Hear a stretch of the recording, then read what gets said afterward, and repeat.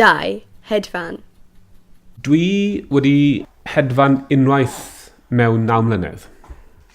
Mae oblygiadau ecolegol a ôl troed carbon teithio yn her ac yn broblem. Dwi'n trio ngorau ddim i hedfan. Amser fi yn mynd i Ewrop ar yngwyliau, dwi'n mynd ar y tren neu dwi'n mynd ar bus, achos dwi'n gweld bod hwnna'n rhan pwysig o'r profiad o trefeili. Mae'r proses o trefeili a tren yn gallu bod yn bleserus, achos bod ti'n, wel, yn yr achos hyn lle ni'n mynd i Orange yn De Ffrainc.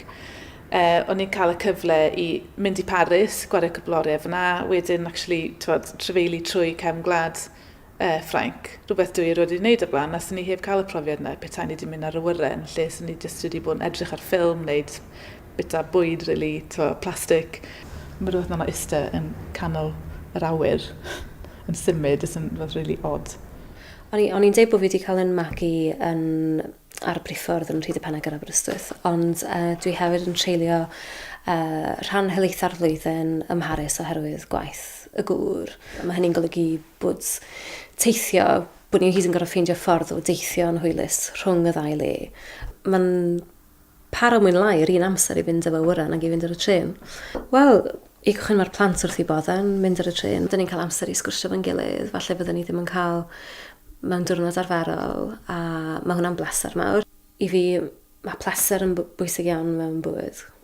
Dwi ddim wedi hedfan ers 8 mlynedd. Tro dwythaf fi hedfan, dwi'n meddwl, oedd pan nes i Tawe i wneud gwaith, o'n i'n am wythnos. A dwi'n cofio aros ar effro yn y nos, a methu cysgu, a darllen llyfr Bill McKibben, The End of Nature. A nes i jyst gael fath o epiphany neu rhywbeth, yn teimlo bod o jyst mor odd bod wedi hedfan i bendra'r byd am wythnos, a penderfynu bod fi ddim yn mynd i hedfan eto. Ond i bod yn gwbl angenrheidiol, ond ddim yn mynd i wythnos y waith, neu ar wyliau.